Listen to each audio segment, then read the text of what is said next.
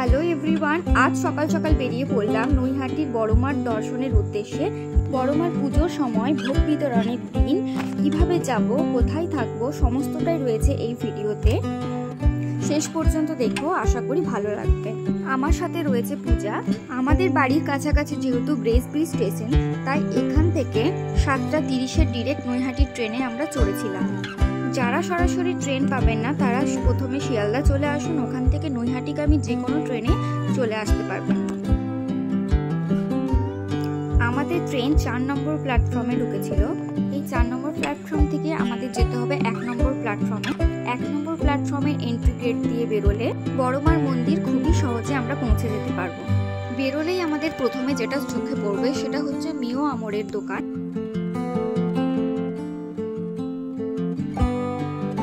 যেখান থেকে ঠিক বাঁ দিকে রয়েছে আমাদের রিক্সা স্ট্যান্ড। অটো করেও যাওয়া যাবে, ভাড়া নেবে 10 টাকা। যেহেতু হাঁটা পথ 2 মিনিটের, সেজন্য আমরা হেঁটেই যাচ্ছি। একটু হাঁটার পরেই ঠিক ডান দিকে রয়েছে একটা সোজা রাস্তা। এই রাস্তা বরাবর সোজাসুজি চলে গেলে রয়েছে বড়মার মন্দির। ওই রাস্তা সোজাসুজি কি কি দোকান আছে এগুলো আমি দেখিয়ে রাখছি, তাহলে যেতে সুবিধা হবে। এখানে লাইন দিয়ে রয়েছে পুজোর সামগ্রীর দোকান। প্রত্যেকটা দোকানেই ডালা হিসেবে সাজিয়ে দেওয়া হচ্ছে পুজোর সামগ্রী। রয়েছে 100 টাকার ডালা এবং 50 টাকার ডালা। 50 টাকার ডালা এবং 100 টাকার ডালার মধ্যে এমন কিছু পার্থক্য নেই, দুটো ডালাতে প্রায় একই জিনিস থাকবে। শুধুমাত্র যেটা 100 টাকার ডালা, তার মধ্যে থাকছে 108টা জবা ফুলের মালা এবং কিছু কিছু দোকানে দেওয়া হচ্ছে পদ্ম ফুল। আর 50 টাকার ডালাতেও কিন্তু জবা ফুলের মালাও থাকছে। এবং যেতে যেতেই আমরা একটা দোকান থেকে পুজোর সামগ্রীর ডালা নিয়েছি। যেখান থেকে ডালা নেওয়া হচ্ছে সেখানেই কিন্তু জুতো খুলে রাখারও ব্যবস্থা রয়েছে।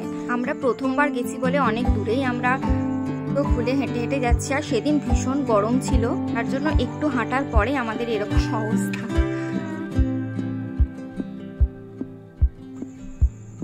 ঘড়িতে এখন বাজে 10:05। আমরা এরও 15 মিনিট আগের থেকে আমরা লাইন দিয়েছি। আর আমাদের লাইন পড়েছে নৈহাটি স্কুলের সামনে, যেটা অনেকটাই দূরে। শনি মঙ্গলবারে একটুখানি ভিড়ও হয়। শনি মঙ্গলবার ছাড়া যদি অন্য কোনো দিন আসা যায় তাহলে কিন্তু ভিড়টা অনেকটাই কম পাওয়া যায়। আর পাশেই রয়েছে গঙ্গার ঘাট। পুজো দেওয়ার লাইন অনেকটা বড় হলেও কিন্তু কোনো অসুবিধা নেই। লাইন কিন্তু সুন্দর একটু একটু একটু একটু করে এগোচ্ছে, বেশিক্ষণ দাঁড়িয়ে থাকতে হয়নি আমাদের। আর আমরা দাঁড়িয়েছি এই যে এখানে। আর এটা হচ্ছে পায়ে গরম না লাগার নিনজা টেকনিক। আসলে ওর পায়ে একটু ফুচকা পড়ে গেছিল, তাই জন্য একটা কোথা থেকে আমের আটি জোগাড় করে তার উপরে দাঁড়িয়েছে, তাতে নাকি ওর গরম কম লাগছে।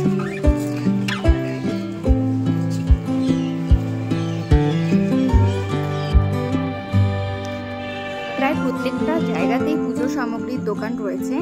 যে যেখান থেকে ইচ্ছে পুজোর সামগ্রী নিয়ে মায়ের পুজো দিতে পারে। এখানে 2 রকমের বড়মার ফটো দেখতে পাবো। একটা যেটা আমরা এখন ওই ঠাকুরের ফটো, আর একটা রয়েছে আমাদের কালী পুজোর সময় যে প্রতিমার পুজো করা হয় ওই প্রতিমার ফটো। লাইন কিন্তু অনেকক্ষণ দাঁড়িয়ে থাকে না, আস্তে আস্তে কিন্তু ফুটে এগোয়। আর এখানে ওর একটাই প্রবলেম হচ্ছিল যে একটা পায়ে আমের আটিটা নিয়েছে আর একটা পায়ে ফ্রুটির প্যাকেটও ঠিক জোগাড় করে নিয়েছে। আর এখানে কিন্তু যারা জুতো পরে আছে তারা কিন্তু হাতে ফুলের ডালা নেয়নি। মন্দিরের সামনে পৌঁছে তখন ওরা ফুলের ডালা কিনে পুজো দিয়েছিল, তাই জন্য তারা জুতো পরে লাইন দিতে পেরেছিল। এবারে অনেকেই হয়তো বলবে বা ভাববে যে লোকে আমের আটি ফেলেছিল, তার উপরে পা দিয়ে ঠাকুরের পুজো লাইন দিচ্ছে। কিন্তু বিশ্বাস করো, আমার পার্সোনালি মনে হয় না এগুলো বিশাল কোনো কিছু বড় ব্যাপার। তো পরে লাইন দাও বা খালি পায়ে লাইন দাও, ভক্তি সবসময় মনে থাকে। মনে ভক্তি থাকলে বাড়িতে বসে ঠাকুরকে ডাকা যায়।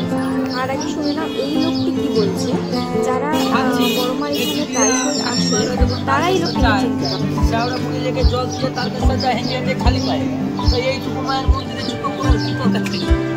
এত কত লোকের ছোট বাচ্চাগুলো জুতো ছাড়া যাচ্ছে, দেখতে খারাপ লাগে না? ওরা যদি পারে আমরা পারবো না কেন? ঠাকুরের ভক্তি থাকলে তো হবে। খালি কি করে গিয়ে ছবি তুলতে ব্যস্ত থাকবে না? একবার তারা হুড়া লেগে যায়, ছবি তুলতে জন্য লাইন এগোয় না। ছোটবেলা থেকে শুনে এসছি একটা কথা যে নানা মুনির নানা মত। বাস্তবে এই কথাটা কিন্তু মিলে যেতে আমি দেখেছি। এখানে রয়েছে স্বপ্নবীথি বলে একটা পার্ক। আমি ভেতরে যদিও কোনোদিন যাইনি, তবে বাইরে থেকে যতটা দেখে বুঝেছি এর ভেতরের প্রাকৃতিক সৌন্দর্য কিন্তু অসাধারণ। তোমরা চাইলে পুজোর পরে কিন্তু এখানে একটু সময় কাটিয়েও নিতে পারো। আমাদের 1.5 ঘন্টা লাইন দেওয়ার পর এখন আমরা পৌঁছাতে পারিনি, শনিবার হচ্ছে। 1.5 ঘন্টা লাইন দেওয়ার পর এখন বাজে প্রায় 11:30 মতো বাজে। দেখা যাক কতক্ষণে কি পৌঁছাতে পারি না পারি। নৈহাটির বড়মার ইতিহাস প্রায় 100 বছরের পুরনো। 1923 সালে ভবেশ চক্রবর্তী নামে এক ব্যক্তি 21 ফুটের বিলাস আকার একটি কালী প্রতিমা গড়ার সিদ্ধান্ত নেন। সেই সময় এই কালী প্রতিমা ভবেশ কালী নামে পরিচিত ছিল, কিন্তু এখন বড়মা নামে পরিচিত। বড়মার পুজোর সময় হলো সকাল 8টা থেকে 1টা পর্যন্ত, আবার 1টা 30 থেকে দুপুর 2টো পর্যন্ত, আবার বিকেল 4টে থেকে রাত 8টা পর্যন্ত বড়মার দর্শন করা পুজো করা যায় এবং সন্ধে 6টায় সন্ধ্যা আরতি হয়। আবার বিশেষ দিনে গেলে সকাল থেকে রাত পর্যন্ত সারাদিনই মায়ের দর্শন পাওয়া যায়। পাশাপাশি কিন্তু অনেক দোকান রয়েছে ব্রেকফাস্ট লাঞ্চের জন্য। অবশেষে আমরা পৌঁছে গেছি প্রায় মায়ের দর্শনের জন্য। আর প্রবেশ পথের সামনেই তোমরা দেখতে পাচ্ছ এত লাল চেলি কাপড় বাঁধা, যেগুলো বেঁধে তোমরা মায়ের কাছে মানসিক করে যেতে পারো। ফাইনালি ঢোকার পরে আমাদের এত ভালো লাগছে, এখন প্রায় 3 ঘন্টা লাইনে দাঁড়ানোর কষ্টটা আর কষ্টই মনে হচ্ছে না। ভেতরেও কিন্তু খুব সুন্দর ব্যবস্থা রয়েছে, লিং দিয়ে ঘেরা পুরো জায়গাটা, কোনো ভিড় ঠেলাঠেলি কিচ্ছু নেই, সবাই সুন্দর করে লাইন দিয়ে গিয়ে মায়ের দর্শন পাচ্ছে। প্রত্যেক শনি মঙ্গলবার এই মন্দিরে ভোগ প্রসাদ বিতরণের ব্যবস্থা থাকে। ভোগ প্রসাদে কখনো থাকে খিচুড়ি, কখনো বা পোলাও। বড়মার মন্দিরের পাশে রয়েছে ত্রিনাথ মন্দির, অবশ্যই একবার দর্শন করে নিও। এই ত্রিনাথ অর্থাৎ ত্রিদেবের মন্দির, যেখানে একই শরীরে ব্রহ্মা বিষ্ণু মহেশ্বর বিরাজমান।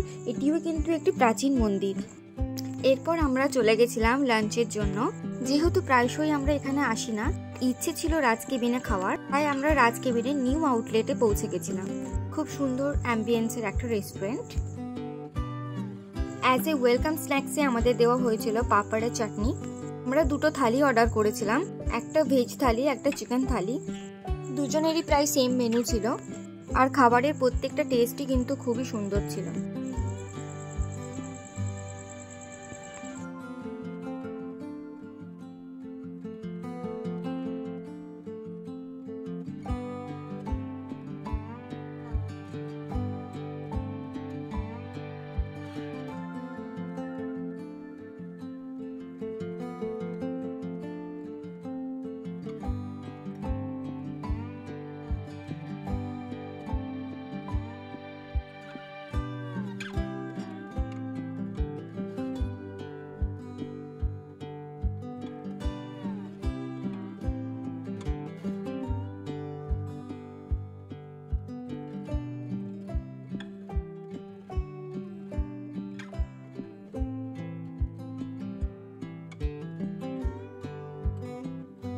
লাস্টে কিন্তু আমরা পুরোটা খেতে পারিনি, তাই জন্য কিন্তু আবার প্যাকও করিয়ে নিয়েছি, যেটার জন্য কোনো এক্সট্রা চার্জেস আমাদের লাগেনি।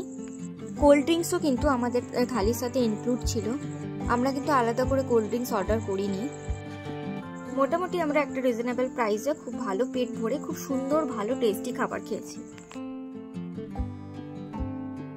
রাজ কেবিনের এই নিউ আউটলেটটি রয়েছে স্টেশন থেকে 10 মিনিট দূরত্বে। তোমরা চাইলে একবার এখানে এসে খেয়ে যেতে পারো। সব রকম মেনুই এখানে অ্যাভেলেবেল রয়েছে।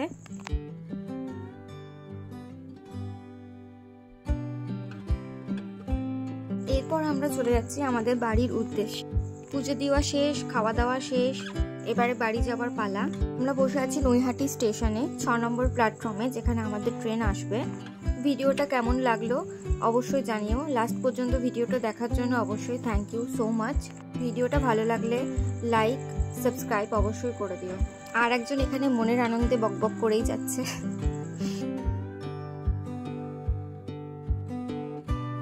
আসছি খুব তাড়াতাড়ি পরের কোনো ভিডিও নিয়ে। এখনের জন্য টাটা, বাই।